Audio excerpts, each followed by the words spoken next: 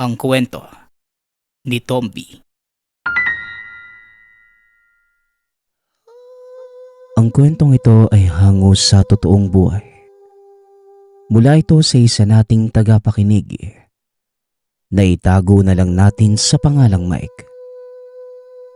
Taong 1968, probinsya ng Cebu. Isang kawani ng pamahalaan si Mike sa bayan ng Cebu. Madalas silang nag-iikot sa mga liblib na lugar. Tinitignan nila ang kalagayan ng mga pamayanang kadalasan. Hindi naaabot ng tulong mula sa pamahalaan. At nang dahil sa kanyang trabaho, nagkaroon ito ng isang hindi malilimutang engkwentro. Nang mga panahong yun, naitalaga siya sa isang barangay na kung tawagin ay Santa Elena. Nasa gawing dulo na ito ng isla ng Cebu. At ng mga panahon din yon ay pahirapan ang pagpunta sa naturang lugar. Maliban sa walang sasakyang bumabiyahe papunta doon. Medyo matarik din ang daan. Ngunit hindi naman ito naging balakid kay Mike. Dahil may sarili namang sasakyan ang sangay ng pamahalaan kung saan siya nabibilang. Sakay ng isang truck. Pinuntahan nila ang Santa Elena. Pinasamahan siya ng ilang kawani ng hukbong sandatahan na siya namang pinagtataka ng binata. Habang nasa biyahe, hindi niya maiwasang magtanong sa mga kasama niyang sundalo. Sir, pasensya na po ha. Hindi naman po sa nangihimasok ako sa inyo. Pero bakit may kasama akong militar? Tanong ni Mike. Sa katabi niyang leader ng mga sundalo. Kaagad naman itong tumugon. Hindi mo ba alam kung ano ang meron sa lugar na pupuntahan mo? Pugad ng mga rebelde ang Santa Elena, bata. Kaya kung gusto mong manatiling ligtas, huwag kang aalis sa likod ng mga tropa ko. Wika ng tenyente na itago na lang natin sa pangalang Rigor. Medyo kinabahan si Mike sa sinabi nito. Unang beses pa lamang niyang pupunta sa isang lugar na pinamumugaran ng mga rebelde. Nanatili siyang tahimik hanggang sa marating nila ang sentro ng Santa Elena. Pagkababa ng truck, kaagad niyang inikot ang paningin at nakita ang kalagayan ng mga naroon. Magkahalong pagkamangha at awa ang naramdaman ng binata sa mga nakatira. Dahil maniwala man kayo o hindi, wala siyang nakitang bahay na gawa sa simento. Maging ang mga tao doon, tila napag-iwanan na ng sibilisasyon. Nagsipagtakbuhan ang mga ito nang marinig nila ang tunog na nagmumula sa truck na sinasakyan ni Mike. Nagsipasok din ang mga ito sa kani-kanilang mga kubo. Ang ilan ay nakasilip sa bintana at ang iba naman nakaupo lamang sa labas ng kanilang mga kabahayan. Sinubukan ni Teniente Rigor na magtanong, ngunit wala namang gustong sumagot sa kanya. Naku bata, mukhang mahirapan ka sa trabaho mo ah. Napag-iwanan na ng panahon ng lugar na ito. Takot ang mga taga dito sa mga kagaya nating tagapatag. Wika ni Teniente Rigor. Hanggang sa mapansin ni Mike ang isang lalaking nasa edad 40 ang nagbabayo ng palay. Kagad niya itong nilapitan upang kausapin. Mawalang galang na po. Maaari ko po bang malaman kung sino ang punong barangay dito? Wika ni Mike. Kagad namang huminto sa pagbabayo ang lalaki. Tinignan siya nito mula ulo hanggang paa at sinabing, Walang pinuno ang baryong ito. Pero ako ang sinusunod ng mga tao dito. Bakit ba? Anong kailangan yung mga tagapatag sa amin? Tugon ng matanda. Kaagad namang sinalaysay ni Mike ang pakay nila. Naparito lang po ako para tulungan kayo. Kasama po ako ng pamahalaan. May mga dala po akong gamot at pagkain para sa lahat. Tugon ng binata. Ngunit hindi na nito naituloy ang sasabihin dahil kagad siyang sinalungat ng lalaki. Tulong? Kabaliwan, hindi namin kailangan ng tulong mula sa inyo. Ang mga dala niyong gamot ay lason para sa aming namumuhay sa bundok. Kaya umuwi ka na at dalhin mo pabalik ang mga gamot mo. Wika nito. Dahil sa pinakita ng lalaki, medyo nag-aalangan na si Mike sa gagawin niya. Kagad itong naglakad pabalik sa sasakyan. Ngunit akmang aalis na sana nang marinig ni Mike ang pag-iyak ng isang babae. Muli siyang buwaba ng sasakyan at nilapitan niya ito. Nakita niyang karga ng babae ang isang sanggol. Tila wala ng buhay. Kagad niya itong nilapitan at dinama kung humihinga pa ba ang bata. Naramdaman niyang humihinga pa naman ito. Dali-dali siyang kumuha ng mga kagamitan upang suriin ang kalagayan ng sanggol. Napag-alaman niyang ilang araw na pala itong hindi nakakadede mula sa kanyang ina. Kagad nilingon ni Mike ang lalaki kanina at sinabing, O ikaw, ito ba ang sinasabi mong hindi kailangan ng mga taga dito ang tulong mula sa gobyerno? Tignan mo ang kalagayan ng mga kababaryo mo. Anong klase kang pinuno? wika ni Mike. Sabay utos sa mga sundalong ibaba ang lahat ng kargang gamot at pagkain. Muli niyang tinignan ng lalaki. Ngunit pumasok na ito sa kanyang tahanan. Nakonsensya si Mike dahil sa pagsigaw niya sa lalaki. Kaya pinuntahan niya ito sa tahanan upang humingi ng patawad. Ngunit papasok pa lamang siya, sinalubong na ito ng lalaki. Maaring ang bali ako. Maaring ang kailangan namin ng tulong niyo. Pero isang bagay ang kinakatakot kong mangyari sa inyo habang naririto kayo.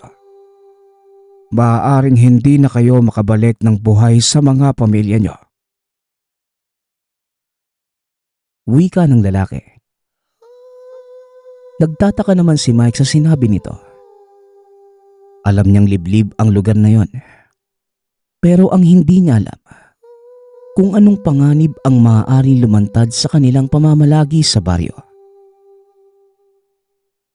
Alam ko naman, pugad ito ng mga rebelde at mga sundalo ang kasamahan ko. Ramdam ko din ang takot sa mga tao.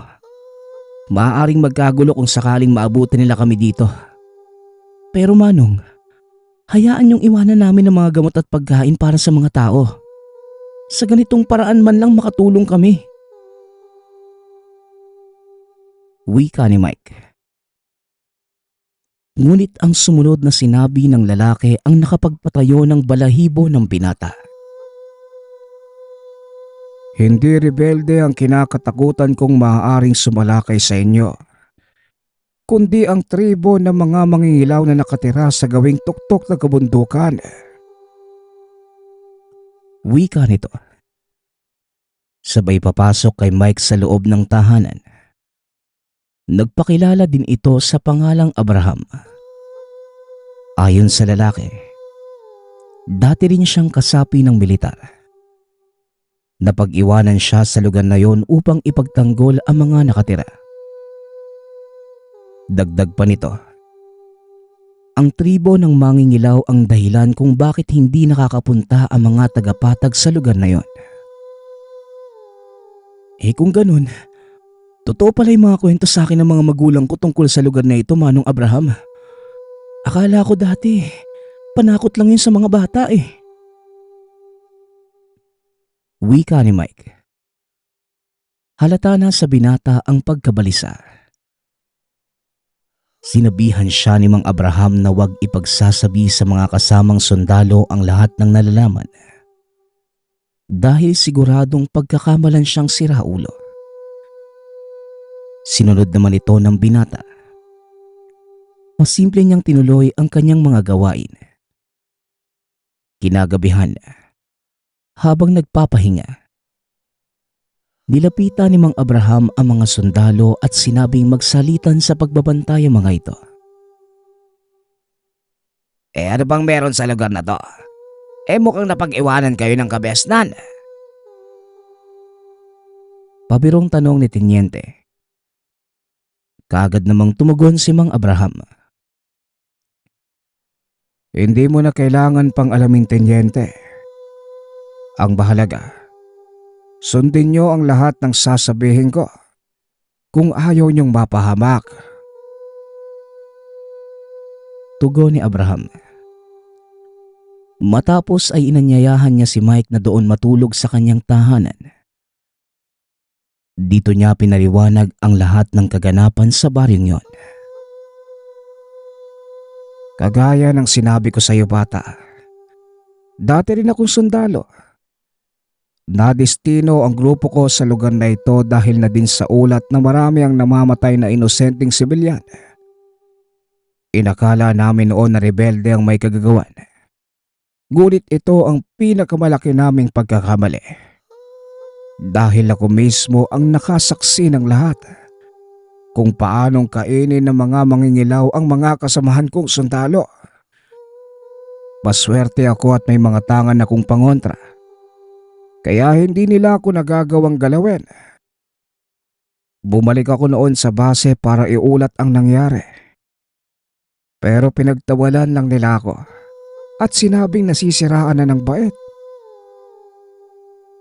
Pagpapaliwanag ni Mang Abraham. Kagad nagtanggal ng damit si Abraham. Ipinakita niya ang mga pilat sa likod. Mahabang mga sugat na tila mula sa kalmot ng isang malaking hayop. Ayon sa kanya, kagagawan ito ng mga mangingilaw. At dahil na din sa hindi siya pinaniniwalaan ng mga tao sa patag, pinili niyang bumalik sa Santa Elena at doon na manirahan. Maliban sa mga peklat sa katawan, tadtad din si Abraham ng mga tattoo na parang mga kasulatang Latin. Ayon sa kanya, ito ay mga dasal na pangontra at sabulag. Nang malaman ni Mike ang lahat, mas lalo itong nakumbinse sa katotohanang may mga taong kumakain ng kapwa nila. Ngunit sa kabila ng mga kwento ni Abraham, pinili ni Mike na manatili sa baryo ng Santa Elena ng mga ilang araw pa. Sa kadahilan ng nais niyang masaksihan ang mga sinasabi ng pinuno ng baryo. Hindi naman ito nabigo dahil na mga sumunod na araw, may isang pangkat na mga taong dumaan sa baryo. Nakita ng mga ito ang mga sundalong nakaposte sa labasan at pasukan ng Santa Elena. Napansin din ito ni Mike. Kaya lang hindi niya kagad nasabi kay Abraham dahil wala ito sa tahanan ng mga oras na yon. Buong araw niyang inintay ang matanda, ngunit hindi pa ito nagpapakita. Unti-unti nang nakaramdam ng takot si Mike kaya inalerto na niya ang mga militar. Sinabing ang mga dumaang tao ay maaaring espiya ng mga rebelde. Kagad namang nagbaba ng utos ang tenyente na harangin ang sino mang lalabas o papasok ng baryo. Medyo madilim na din ang kapaligiran at ang tanging ilaw nila ay liwanag mula sa mga sulo ng kabahayan. Habang tahimik na nagpapahinga ang lahat, biglang nakarinig ng putok ng baril si Mike. Kagad itong lumabas ng silid ngunit bigla siyang tinulak papasok ni Tenyente Rigor. Sinasalakay tayo, Sir Mike. Magtago ka lang dito at huwag kang lalabas. Wika ng tenyente. Sabay balik sa labanan. Napasilip si Rigor sa labas at nakita niyang wala namang tao sa paligid. Pero panay ang pagpapaputok ng mga sundalo sa iisang direksyon. hanggang sa makarinig na ng sigawan si Mike. Palapit ito ng palapit at nakita na din niyang umaatras ang ilang kasundaluhan papunta sa truck. Kaagad sumigaw si Teniente Rigor na lisanin na nila ang lugar dahil napakadaming hindi makitang kalaban ang unti-unti silang inuubos. Sir Mike, bilisan mo. Umalis na tayo dito. Mauubos lang tayo. Sigaw ni Teniente Rigor. Akmang lalabas na sana si Mike ng tahanan nang bigla na lang may lumapag na isang nilalang sa harap niya. Hindi makakilos si Mike ng mga oras na yon. Papalapit na sa kanya ang elemento. Pinaputukan ito ni Teniente Rigor pero hindi man lang ito natinag. Sa isip-isip ni Mike, yun na ang katapusan niya. Pero laking gulat niya nang biglang tumalsik ang nilalang na papasugod sa kanya. Nang tignan kung sino ang may kagagawan, nakita niya si Abraham na nakatayo na din sa harap niya. Mike, bumalik ka sa loob ng bakuran ko. Walang gagalaw sa'yo dyan. Wika ni Abraham. Kaagad na sinugod ang mga nilalang. Sinigawan niya din ang mga sundalo na magsibaba at pumunta sa loob ng bakuran. Napansin ni Mike na hindi nga kaya ng mga nilalang na pasukin ang bakuran ni Abraham. Maging ang mga bakuran ng mga taga doon. Nang ibaling niya ang tingin kay Teniente Rigor, kitang-kita niya ang takot sa mata nito.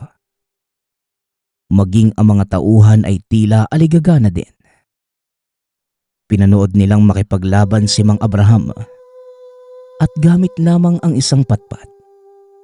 Isa-isa niyang pinapabagsak ang mga sumasalakay na nilalang. May ilang namamatay dahil napupuruan o di kaya nasasaksak niya na matulis na dulo ng hawak niyang kahoy. Nagpatuloy ang laban sa loob ng ilang minuto hanggang sa tuluyan ng mabawasan ang bilang ng mga nilalang. Tuluyan ng nagsipag-atrasan ang mga ito. Kaagad na ding pumasok sa loob ng bakuran niya si Abraham. Manong, anong nangyayari? Sino ang mga yon? Tanong ni Mike. Sila ang mga sinasabi ko sa inyo. Mga mangingilaw. Tugon ni Abraham. Kaunting kaalaman. Ang mga mangingilaw ay mababang uri ng mga aswang. Wala silang kakayanang magpalit ng anyo. Kagaya ng ibang uri ng aswang. Hindi rin pangkaraniwan ang kanilang bilis at lakas. Sapagkat kung sumalakay ang mga ito, kaya nilang umubos ng isang buong baryo ng mga tao sa loob lamang ng ilang minuto. Balik tayo sa kwento. Matapos ang pangyayari ay nagpasya si Teniente Rigor na lisanin ang lugar. Pinigil naman ito ni Abraham dahil ayon sa kanya, namarkahan na sila ng mga mangingilaw at siguradong nag-aantay lamang ng pagkakataon ang mga ito para sumalakay. Kinabukasan, tinipon ni Abraham ang mga kalalakihan. Inutusan niya itong magsagawa ng mga depensa sa paligid ng baryo. Ipinasara din ito ang lahat ng pasukan at pinagbantayang ilang kalalakihan tuwing gabi. Alam ni Abraham ang ugali ng mga mangingilaw. Sa oras na malagasan ang mga ito, siguradong babalik sila para sa paghihigante. Mike, marunong ka bang makipaglaban? Bigla ang tanong ni Abraham sa binata. Mahina namang umiling si Mike. Marunong po akong humawak ng baril, Manong. Pero makipaglaban ng mano-mano? Naku, malabo pa sa sabaw ng ginataan yan eh.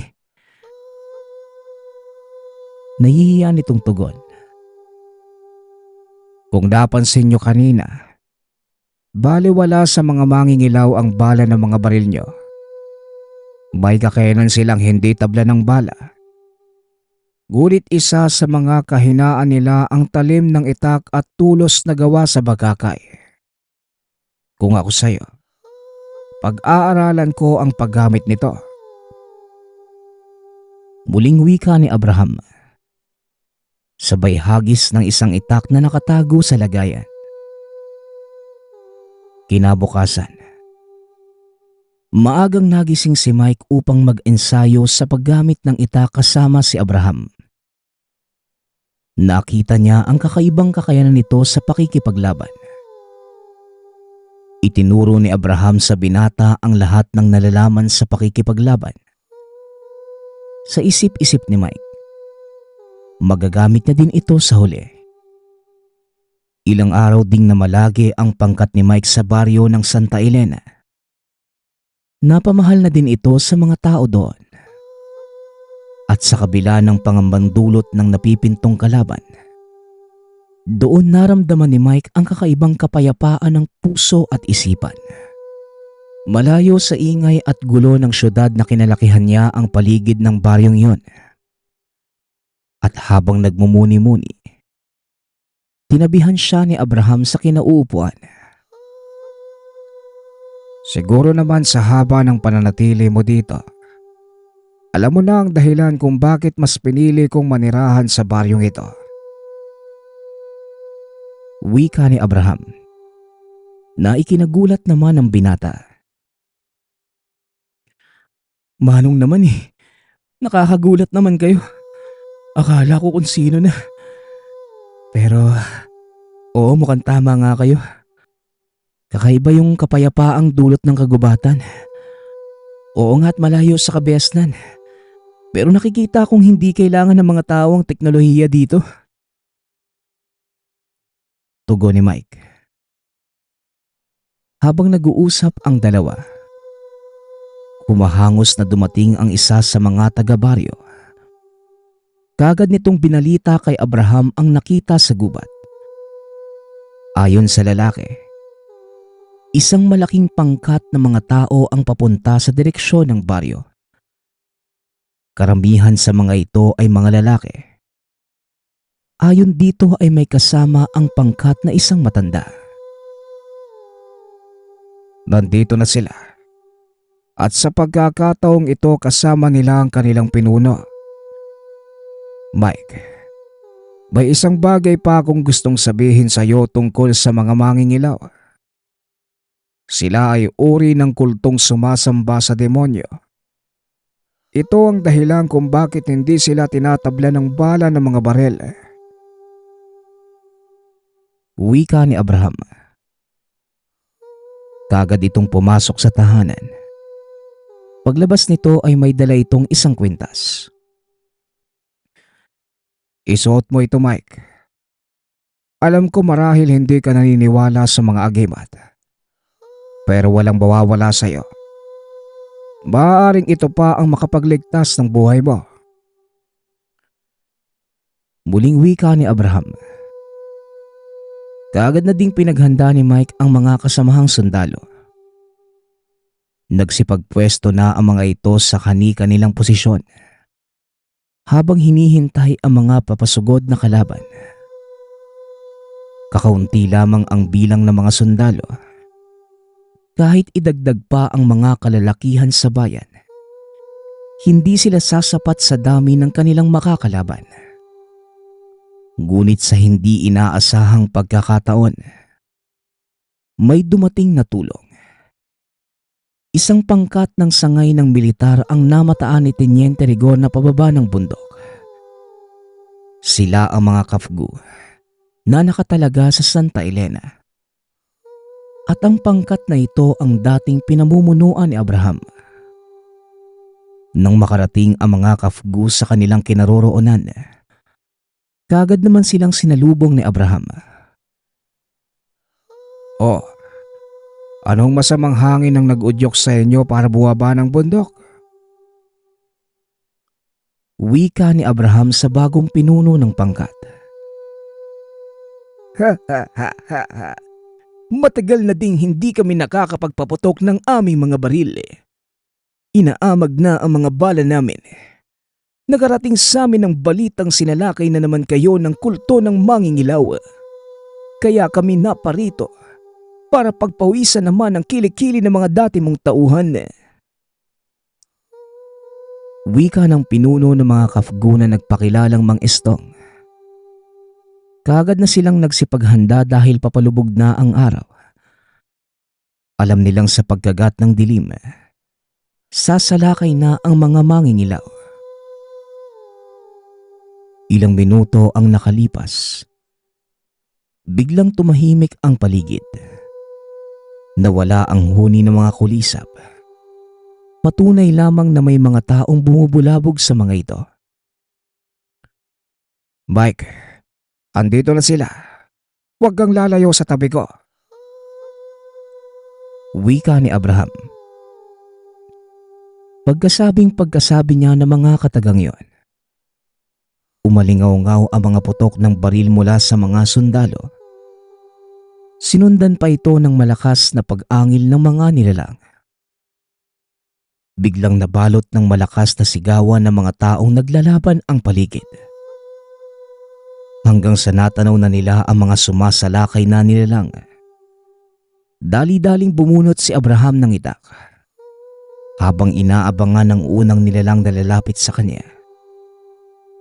Paglapit ng elemento ay kagad niya itong inundayan ng pagtaga. Nakigaya din si Mike at nang lingunin niya ang mga kasamahang Kafgu. Nakita niyang nakikipaglaban ang mga ito gamit din ang kanilang mga itak at sibat. Ang bangkat ng Kafgu na yan ay bihasa sa pakikipaglaban sa malapitan. Sinanay ko sila sa paghawak ng itak. Kaya mas epektibo sila sa loob ng gubat kesa sa kapatagan. Wika ni Abraham habang sinasaksak ang isang aswang na nakalapit sa kanya. Ilang sandali pa, biglang nagsitigil ang mga mangingilaw sa pagsalakay. Nakita ni Mike ang isang matandang lalaking naglalakad sa kalagitnaan ng mga kalaban. Ayon kay Abraham, ito ang pinuno ng kulto ng mga mangingilaw. Akmang susugod na sana si Mike. Gulit kagad itong hinarang ni Abraham. Akin ang isang to, Mike. Wala kang laban sa kanya.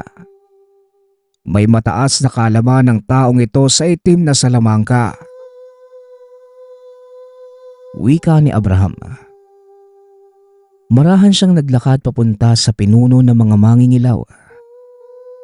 At nang malapit na ito ay dali-dali niya itong inundayan ng taga. Laking gulat ni Mike nang saluhin ng matanda ang itak ni Abraham.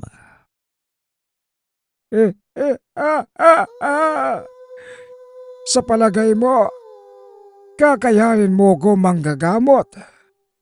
Wala pang tao ang nakasugat ng balat ko. Wika ng matanda. Kagad namang hinila ni Abraham ang itak at umatras ng bahagya. Sa pagkakataong yon, ang matanda naman ang sumugod sa kanya. Hindi mapaghahalata ang matanda na ito dahil na din sa bilis nitong kumilos. Ramdam na ni Abraham ang pagkapagod ng mga sandaling yon. Kaya nagpasya na si Mike na tulungan ito. Papatakbo na siya papunta sa kinaroroonan ni Abraham nang bigla siyang natigilan. Dahil nagawang saksaki ng matanda si Abraham gamit ang mga kamay. Tumagos ito sa tiyan. Hinawakan na mahigpit ni Abraham ang kamay na matanda. Hindi nito magawang makaalis mula sa pagkakahawak ni Abraham. Nagbigay ito ng pagkakataon kay Mike upang sumugot. Dali-dali siyang tumakbo at tinaga ang ulo ng lalaki. Nabiyak ito sa gitna. Kaagad na sinabi ni Abraham na putulin na ang ulo ng matanda. Nakagad namang sinunod ni Mike. Pagkatagpas ng ulo nito, Nagsipagtigil ang lahat ng mga mangingilaw. Hindi makapaniwala ang mga ito na napatay na ang kanilang pinuno. Unti-unting umaatras ang mga nilalang. Nagsipaglaho sa dilim. Tumagal na mahigit 2 oras ang tila isang digmaan sa pagitan ng tao at mga aswang. Matapos ang labanan, tinipon ni Mike ang lahat ng sugatang sundalo at kafgu. Samantalang si Abraham naman, kalaunan ay binawian din ng buhay. Matapos mailibing ang katawan ni Abraham, nagpasya na si Mike na bumaba ng bayan. Ngunit kalaunan, bumalik din siya sa Santa Elena para doon na mamuhay. At sa tulong ni Mike, nabuksan ang daan papunta sa Tagum Baryo. Nagawa ng binata na matulungan ang mga naninirahan doon. Mula sa medikal na pangangailangan hanggang sa pangkabuhayan ng mga ito. Masasabi ni Mike na nagawa niya ng maayos ang trabaho. At sa kasalukuyan, doon pa din naninirahan si Mike. Kasama ang mga alaala ni Mang Abraham. Ang susunod nating kwento ay mula sa isa nating tagapakinig. Naitago na lang natin sa pangalang Badong. Walang eksaktong taon. La Castellana, Negros Occidental. Nang mga panahong ito, namumuhay sa isang payak na pamayanan itong si Badong, kasama ang mga magulang at 2 kapatid. Ang pangunahing kinabubuhay ng pamilya ay ang paggagapas ng tubo. Paminsan-minsan ay nakikidayo sila sa ibang bayan upang makapagtrabaho.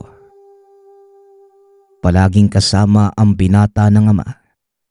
At sa murang edad, nahasa ito sa mabibigat na trabaho kagaya ng pagpuputol at paghahakot ng mga nagapas na tubo. Nasa edad 18 si Badong na mga panahong ito. Inaya siya ng ama na sumama sa kabilang bayan upang manggapas. Hindi naman nagdalawang isip ang binata dahil kailangan niyang kumita upang makapag-ipon. Pangarap ni Badong ang maging pulis, kaya nagsisikap ito sa sariling pamamaraan. Pinagsasabay ang trabaho at pag-aaral, bagay na labis na hinahangaan ng mga guro. O Badong, maaga kang gumising bukas para makaabot tayo ng sasakyan papunta sa kabilang bayan. Wika ng ama na tawagin na lang natin sa pangalang Mang Celso. Opo tay, nakahanda naman na yung mga gamit ko eh. Tugon ni Badong. Kinabukasan ay maagang umalis ang 2. Saktong pagdating nila sa kwartel, naroon na ang mga truck ng tubo na magdadala sa kanila sa paggagapasan. Lingid sa kaalaman ng binata na ang pagdayong yon ang siyang magiging dahilan ng tuluyang pagbabago ng buhay. Hindi naman gaanong kalayuan ang kanilang pupuntahan, kaya pasikat pa lamang ang araw nang makarating sila sa lugar. Medyo malapit sa kabisera ang kanilang paggagapasan, kaya may ilang bukas na kapihan. Inaya ni Mang Celso si Badong na magkape sandali habang pinapatuyo pa ang mga tubong gagapasin. Nang makaupo na ang binata, napansin nito ang 2 lalaki sa kanilang katapat na mesa. Nakatitig lang ito sa kanila. Wala namang ginagawa kaya hinayaan na lang ito ni Badong. Ngunit nang matapos na silang magkape at akmang lalabas na sana sa lugar, bigla silang hinarang ng 2 lalaki. Hindi naman nagsasalita ang mga ito, ngunit ayaw din naman silang padaanin. Mga kaibigan, pasensya na po pero kailangan na naming magtrabaho. Makikiraan po sana kami. Wika ni Mang Celso. Kagad namang nagbigay daan ang mga ito. At paglabas nila Badong sa kapian, kagad itong nagtanong. Atay, kilala niyo po ba yung mga taong yun? Tanong ni Badong. Hindi anak. Hula ko mga dayo lang din sila dito. Pero sigurado kung hindi natin sila kasama sa truck kanina. Tugon ng ama. Dahil wala ding nakuhang kasagutan, hindi na lamang ito pinansin pa ni Badong. Nagpatuloy na lamang ang binata sa pagtatrabaho hanggang sa sumapit ang tanghalian. O halika na Badong, nang makakain na tayo. Marami pa tayong gagapasin eh. Pagtawag sa kanya ni Mang Celso. Ngunit hindi sumunod si Badong dahil tinatapos nito ang hilera ng tubo na ginagapas. Mauna na po kayo, tay. Kailangan ko lang pong tapusin ang hilerang to para maikarga na mamayang hapon. Tugon ng binata. Habang kumakain, laking gulat ni Mang Celso nang lapitan ito ng dalawang kalalakian. Saktong napalingon si Badong sa ama ng mga sandaling yun. Kaya nakilala niya yung mga lalaki. Yun din yung nasa kapihan kaninang umaga. Iniwan ng binata ang trabaho at pinuntahan ng amang nakikipag-usap sa dalawang lalaki. Nang mapansin ng mga kalalakihang paparating si Badong, mabilis namang umalis sa mga ito. O Badong, andito ka na pala. Sige na, kumain ka na. Ayan, tinirhan kita ng tuyo at kaunting kamoteng kahoy. Wika ni Mang Celso. Bahagyang nahalata ni Badong ang pagkabalisa ng ama. Ngunit hindi na ito nagtanong pa. Patapos na po tayo sa pag-apastay. May ideya po ba kayo kung hahakutin na po ba ito ng truck ngayon? Tanong ni Badong. Ngunit hindi nakasagot ang ama. Nakatitig lamang sa malayo na tila wala sa sarili. Tinapik ni Badong ang balikat ni Mang Celso at saka pa lamang ito nagbalik sa wisyo. Ano nga ulit yun anak?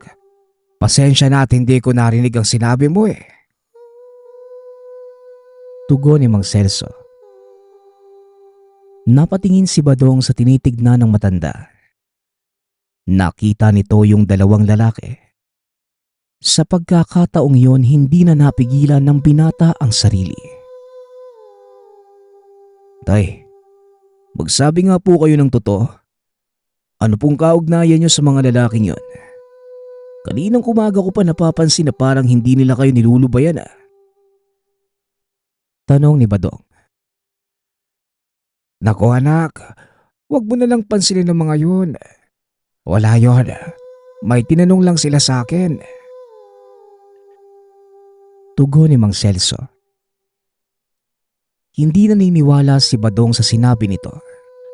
Kaya patuloy niyang kinulit ang ama. Magsabi na po kayo ng totoo, tay. Alam ko po kung nagsisinungaling kayo Siguro may atraso na naman kayo, no? Ano na naman kaya yun, tay? Sabong? Muling wika ng binata. Dito na nagalit si Mang Celso sa anak. Anak nang, hindi ko ba talaga titigil Badong? Sinabi nang wala yun Bakit ba ang kulit-kulit mo? Sigaw ng matanda. Narindi si Badong sa sinabi ng ama. Tipikal na sa bata na sumagot sa magulang lalo na kung alam niyang tama ang hinala. Hindi po ako naniniwala sa inyo, tay. Ilang beses na kayong kamuntikang mapahamak dahil sa sugal Akala ko tinigilan nyo na ang ganyang bisyo eh. Yun pala patuloy pa din. Hindi na kayo naawa kay nanay. Sagot ni Badong.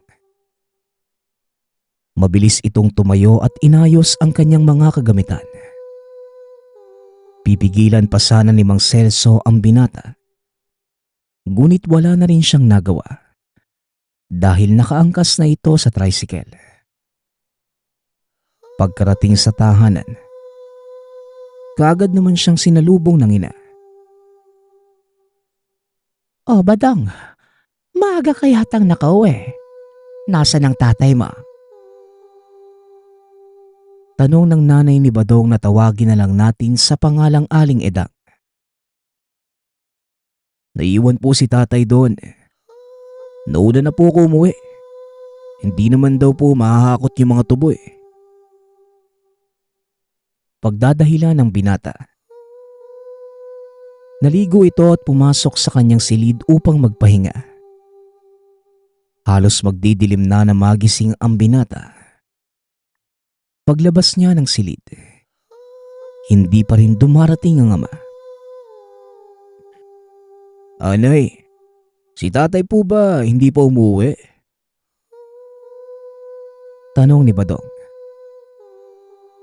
Naku, Badong, kakaalis lang. May kasamang 2 lalaki. Tugon ni Aling Edang. Sinasabi ko na nga ba eh. Nagsasabog na naman yun ay. Sandali nga po at hahanapin ko muna. Wika ni Badong. Nadismaya ang binata sa sinabi ng ina. Dali-dali itong lumabas ng tahanan upang hanapin ang ama. Inabot na ng hating gabi si Badong ngunit hindi nito nahanap si Mang Celso.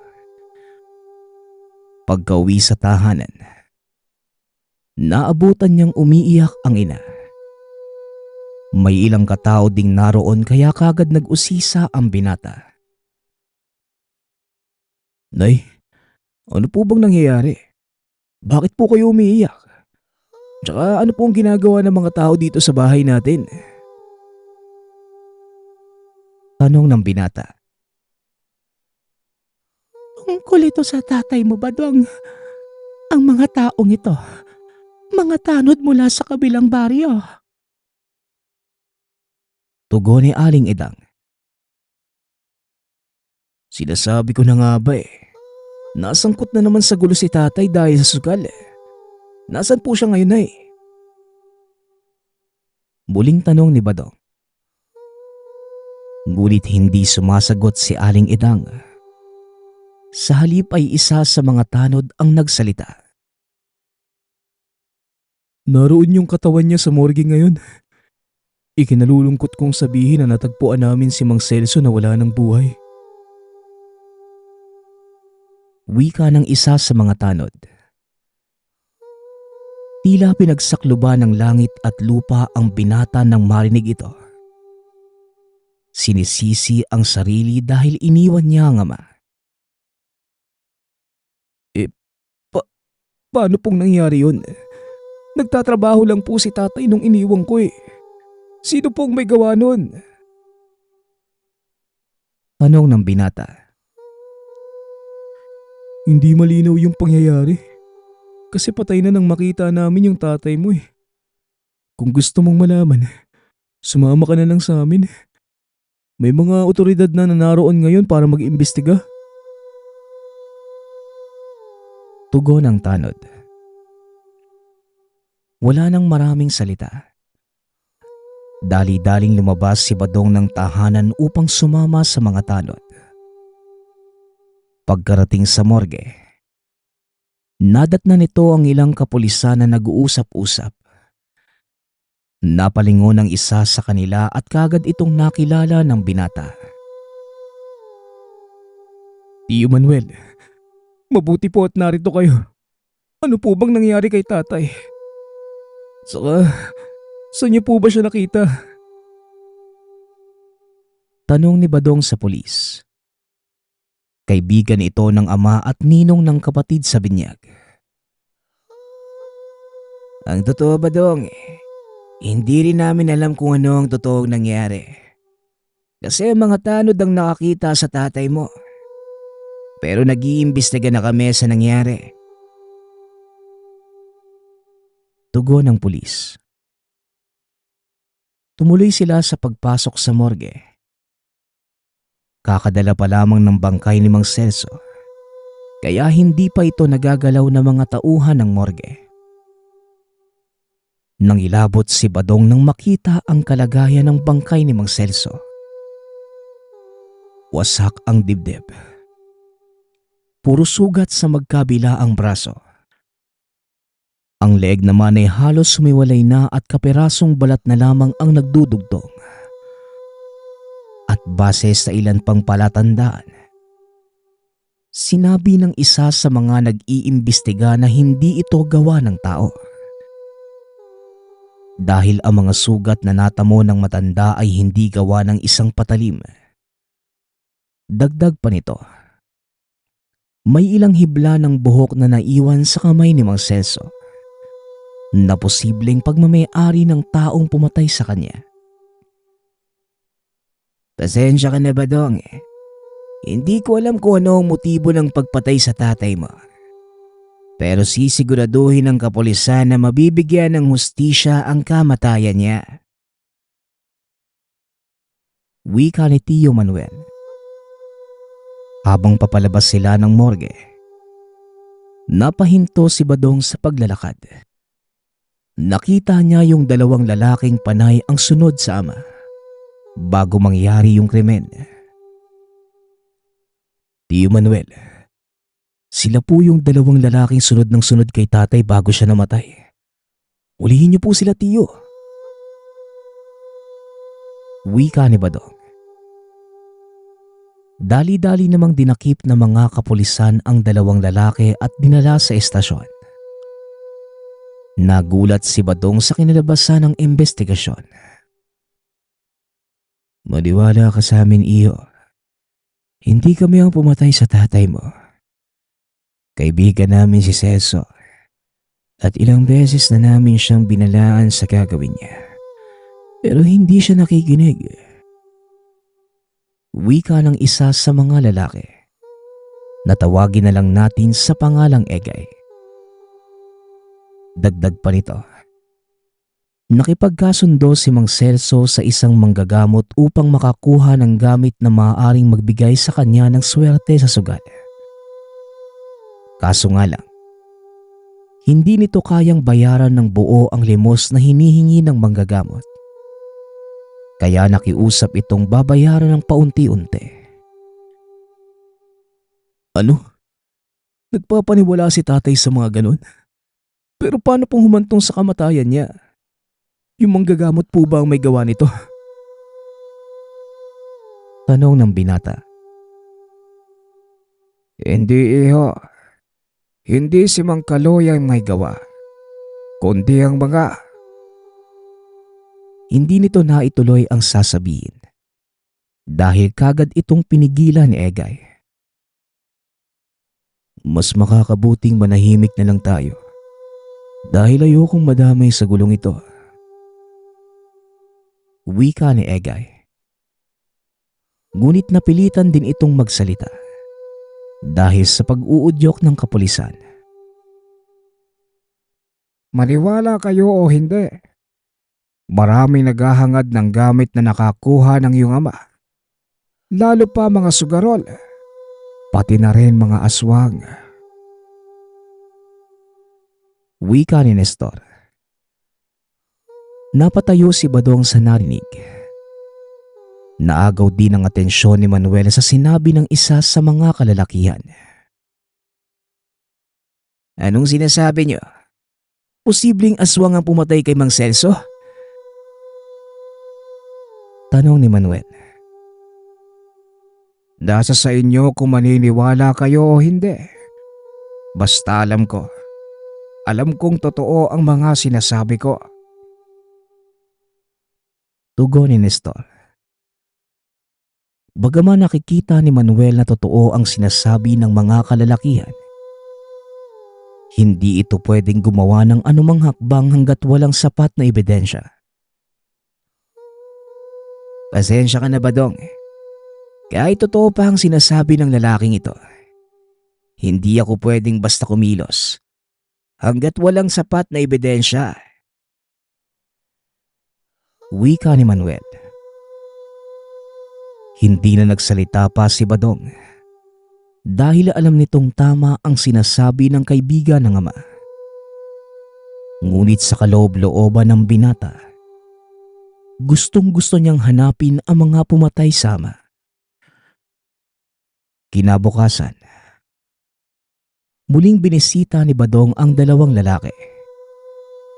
Ikinulong ang mga ito dahil nag-iimbestiga ang kapulisan.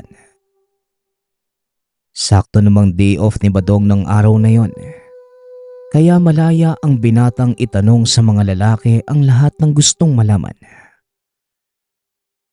Manong Egay, kung talagang kaibigan niyo po ang tatay ko, tulungan po ninyo ako makakuha ng sapat na patunay na aswang ang pumatay sa kanya.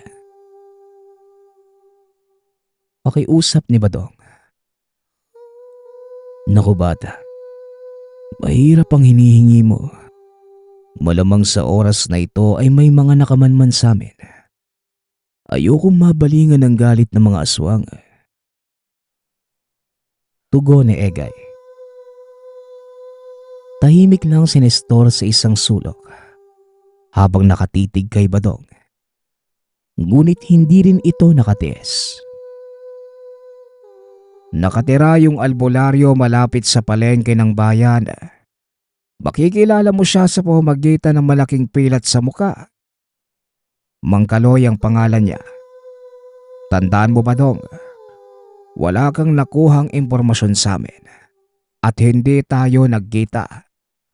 Bilisan mo na at baka maunahan ka ng mga pulis. Pabulong na wika ni Mang Nestor. Hindi na nagsalita pa si Badong. Dali-dali na itong lumabas. Pinuntahan ang sinasabing lugar. Ngunit sa kalagitnaan ng paglalakad, napansin ito ang isang matandang babaeng sunod ng sunod sa kanya. Noong una ay pinasawalang bahala niya ito. Inisip na baka nakikisabay lamang ang matanda sa kanya. Ngunit nang maglaon, napagtanto ng binata na siya nga ang sadya ng matandang babae. Huminto si Badong upang kumprontahin ito. Ngunit tanging pagngiti lamang ang ginanti sa kanya ng matanda at mabilis na kumaripas ng takbo. Kinilabutan si Badong sa nakita. Halos hindi ito makaalis sa kinatatayuan. Uugod-ugod na ang matandang yon, pero napakabilis nitong tumakbo palayo. Ilang minuto pa ang paglalakad.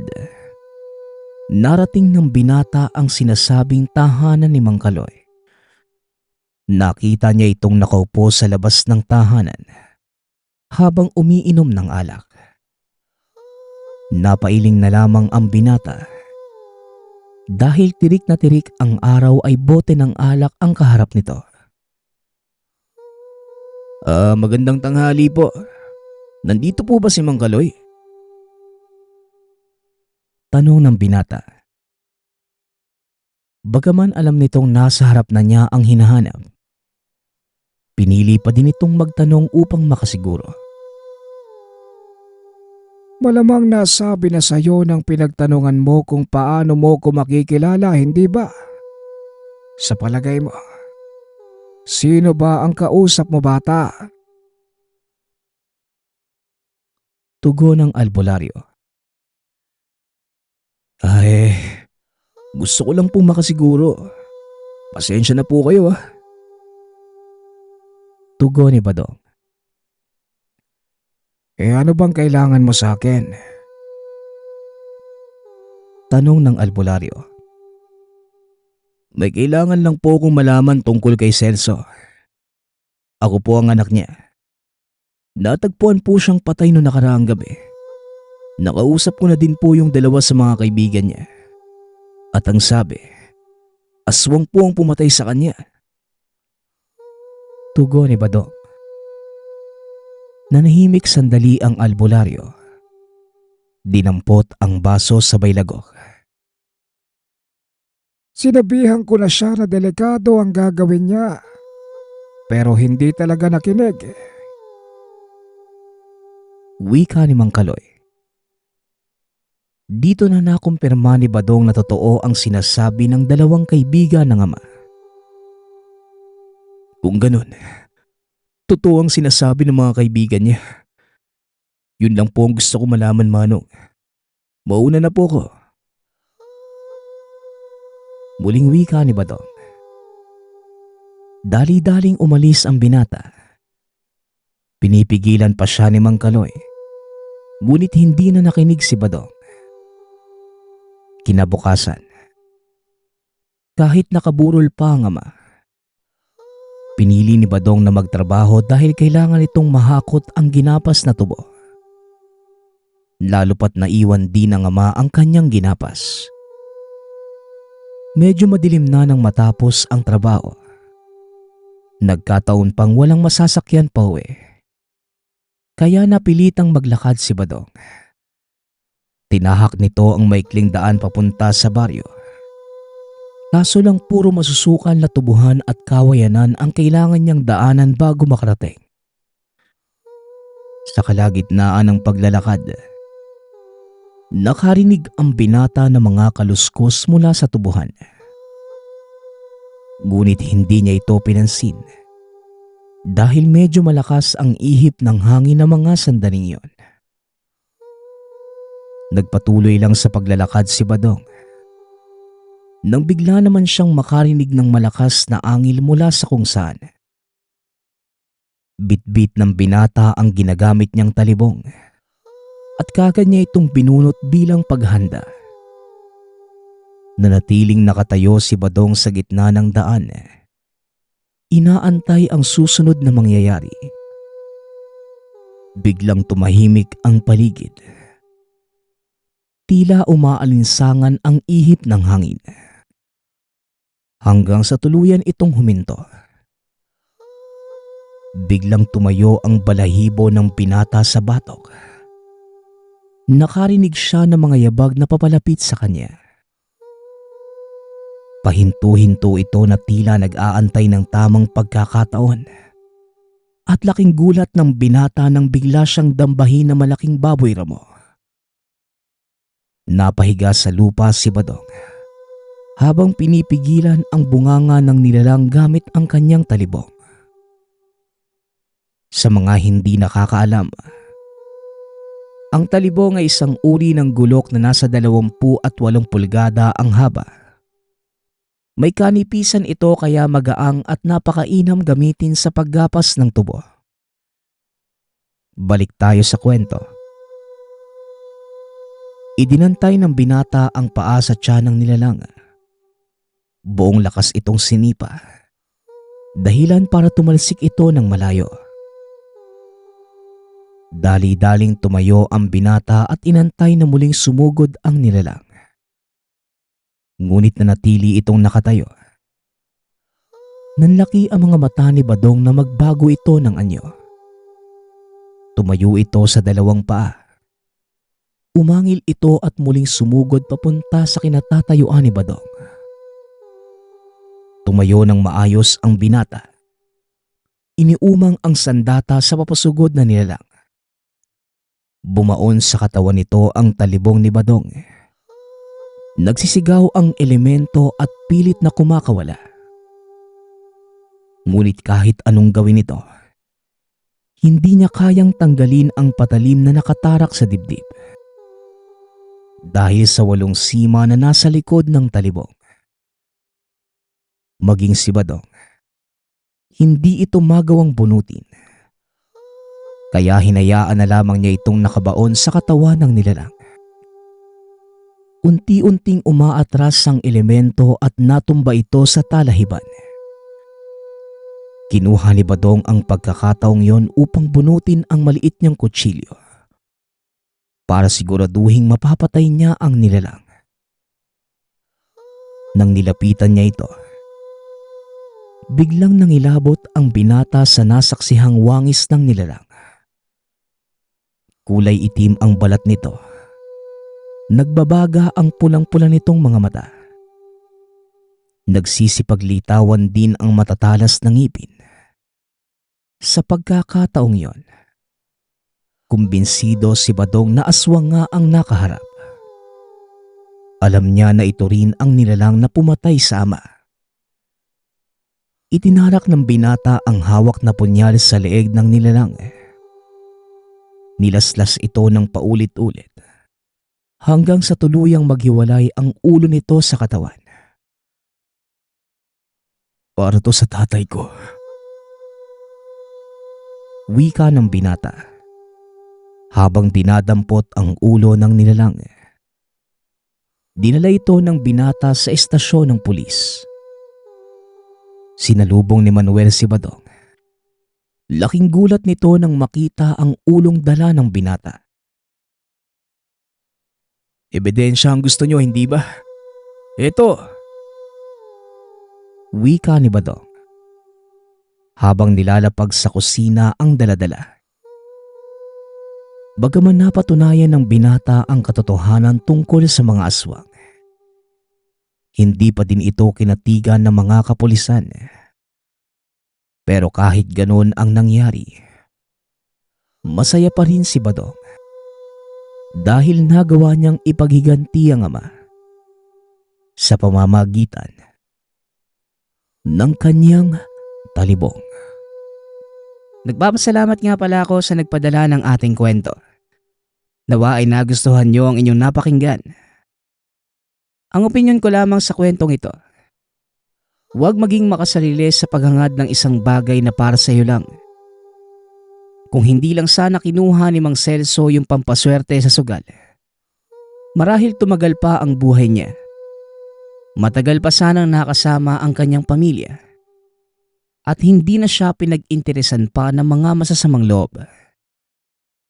Uli, nagpapasalamat ako sa lahat ng sumusuporta sa ating channel. Nawa ay patuloy niyong suportahan at pakinggan ang ating mga kwento. Hanggang sa muling pakikinig. Paalam.